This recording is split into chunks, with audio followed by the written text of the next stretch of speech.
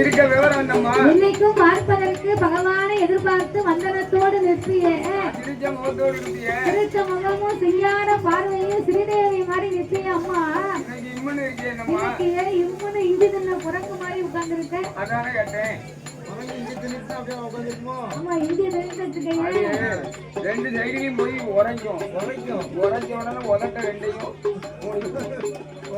மனசு கஷ்டமாயி போகும். அதேதான் அதே அரண்டாரம் உட்கார்ந்துருக்கும். சரிதானே? அதான் இஞ்சி தின்ன குரங்கு. சரிதானே? ஏன் பார்வதி இப்படி உட்கார்ந்துருக்க? என்ன விவரம்? பார்வதி என்னய்யா? கவிழ்ந்த தலைய நிமிடல உழைந்த கூந்தலை அள்ளி முடியல.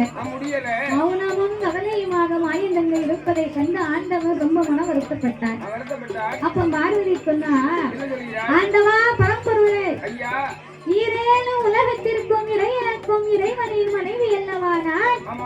அப்படி இருக்கும் போது உங்க அருளால எனக்கு ஒரு குறையுமே கிடையாது. எந்த குறைவும் கிடையாது. அப்படின்னு ஏனம்மா இப்படி இருக்கிறேன்? மகரமா இருக்க. நீங்க உலகம் எல்லாமே சென்று நாம் படியிழந்து வாரையிழந்து போனீங்களே, எந்த உயிருக்கெல்லாம் இறைவன் நீர் படியிழந்து வந்தேன். என்னம்மா என் மேல் சந்தேகம் உனக்கு? என் மீது உனக்கு சந்தேகம் வரலாம், என் வழியாக்கும் மீது வரக்கூடாது. என்று வரக்கூடாது. என்னால் உலகத்திலே படைக்கப்பட்ட மனுக்கள் அத்தனைக்கும் நான் படியிழந்திருக்கேன்.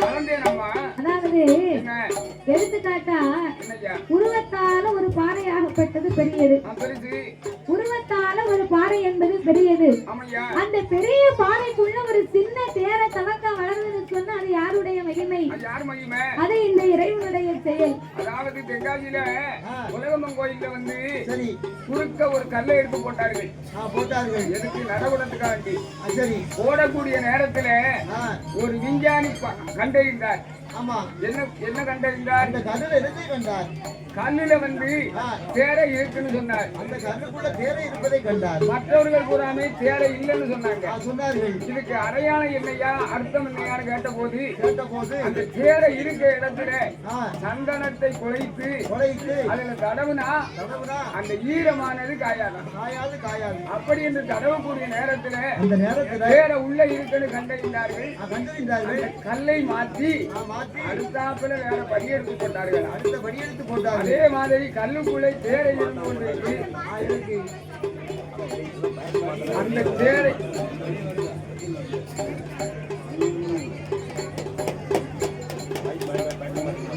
அப்பேற்பட்ட கல்லுக்குள்ள இருக்க தேரைக்கு நான் படியாந்திருக்கேன். என் மேல நீ சந்தேகப்படுறியம்மா? உருவத்தாலே ஒரு பாறை என்பது பெரியது. பாறைக்குள்ள சின்ன தேரா தவக்கா வளருதுன்னு சொன்னா அது இந்த இறைவனுடைய செயல். அது மட்டுமில்லை பார்வதி, ஒரு பெண்ணாகப்பட்டவள் அவள் கர்ப்பவதியாகும் காலத்திலே அவளே நிக்கல் சடைத்து இருக்க சடைத்து இருக்கும் போது 300 நாள் திகழ்ந்து 10வது மாதத்திலே ஒரு பிள்ளை வந்து பிறக்கும் என்று சொன்னார். அது யாருடைய மகிமை? அது இந்த இறைவனுடைய செயல். ஒரு கோழியாகப்பட்டது முட்டையிட்டு 21 நாள் அடைகாத்து 22ஆம் நாளையிலே கோழி முட்டையிலிருந்து ஒரு கோழி குஞ்சு வருதுன்னு சொன்னா அது இந்த கடவுளுடைய செயல். அப்படி இருக்கும் போது இந்த ஆண்டவன் படியிழப்பு மீது உனக்கு என்ன சந்தேகம்? அதனால என் மீது நீ சந்தேகப்படக்கூடாது பார்வதி. ஆண்டவா, நீங்க எல்லாருக்குமே படியிழந்திருக்கிறது நீங்க சொல்றீங்க. ஆனா இன்னைக்கு ரோட்ல பாருங்க, சில பேரு சுவரு தந்தியோ தந்தின்னு சொல்லி தெரியுறாங்க. அவங்க எல்லாம் ஏன் அப்படி இருக்காங்க தெரியுமா? எவன் ஒருவன் அன்னத்தை மதிக்கவில்லையோ அவனுக்கு ஆண்டவன் நான் படி இழப்பது கிடையாது. மனைவி வந்து கஷ்டப்பட்டு சோத்த கொஞ்சம் குழம்பு வச்சு ஒரு கூட்டை வச்சு ஒரு தாராவில சோத்த போட்டு அந்த அம்மா புருஷனுக்கு சோத்த கொண்டாந்து கொடுப்பா. சரி, அப்படி அந்த அம்மா கொடுக்கும் போது இந்த கட்டிய கணவனாகப்பட்டவன் இந்த அம்மா ஒரு கைட்டு சாப்பாட்டை கொடுத்தாங்கன்னா சரி 2 கைட்டு வாங்கி அந்த சாப்பாட்டை ஒரு கும்பிடு போட்டு அந்த அன்னத்தை சாப்பிட்டாங்கன்னா அவனுக்கு கடைசி வரைக்கும் கஞ்சி கிடைக்கும். அதை விட்டுட்டு சரி சாப்பாட்டை கண்ட உடனே அந்த பொண்டாட்டிய பார்த்து சரி நீ என்ன பண்ண குழம்பு வச்சிருக்க, நீ என்ன சோறு குஞ்சிருக்க, நாய் திங்குமா அப்படின்னா அந்த சோத்தை தூக்கி வீசினாமுன்னா என்ன ஆகும்? அந்த மனுஷனுக்கு கஞ்சி கிடைக்குமா? மறுபடி கிடைக்காது. அதாவது அன்னத்தை நாம சாப்பிட வேண்டும் அப்படின்னு சொன்னா நாம சாப்பிடும் போது சாப்பிடும் போது தரையிலே சாப்பாடை வைத்து சரி அதை பிசைந்து நம்ம வாயினால் அள்ளி சாப்பிடும் போது தலை குனிந்து வாயில அள்ளி சாப்பிடணுமா.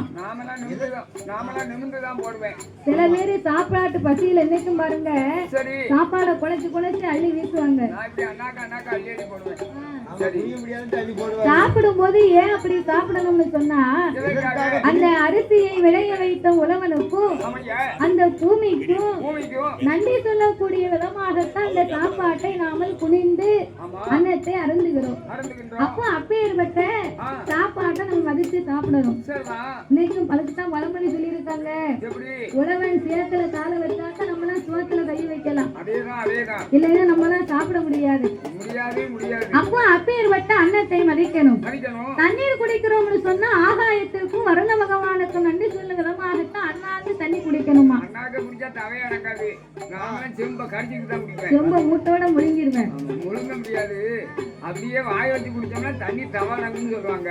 நீங்க அண்ணாக்க குடிக்கணும்னு சொன்னா அதான் முறை, அதான் முறையானது. ஐதீகமே அதுதான். அதேதான். அப்பா மகன் வந்து டாக்டர் படிக்கான், சரி.